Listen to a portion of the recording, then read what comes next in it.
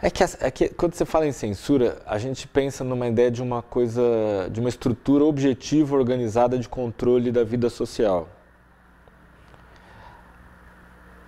Que às vezes se encarna num Estado, né, que encampa isso, ó, vou controlar a vida social. Às vezes pode se dar como nas formas atuais, ela se encarna em figuras que aparentemente não são públicas, mas acabam exercendo funções públicas, como determinadas empresas, né?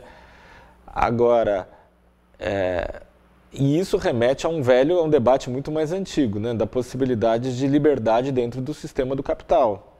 Você aparentemente está livre, como agente livre, mas você na prática não está livre, porque você tem pouco campo de autonomia real.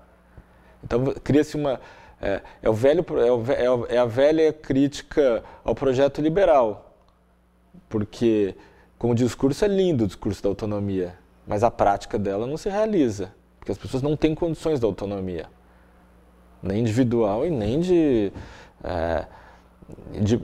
agrupamentos que estão contra uma ordem estabelecida. Difícil de nomear, difusa, mas que está aí, todo mundo sente a pressão dela. Então, o termo censura faz sentido se a gente pensar nessas formas sutis, difusas e amplas, mas ao mesmo tempo totalizantes com que o capital opera, e não opera só de fora para dentro, mas de dentro para fora, na medida em que a gente está em situação concorrencial, em que a gente tem que atuar neste sistema, que é o que está dado, em que você tem que se pôr em luta pelo trabalho. Eu vejo muita gente de cultura que trabalha em meio cultural, né, intelectual, costuma superestimar o poder da ideologia.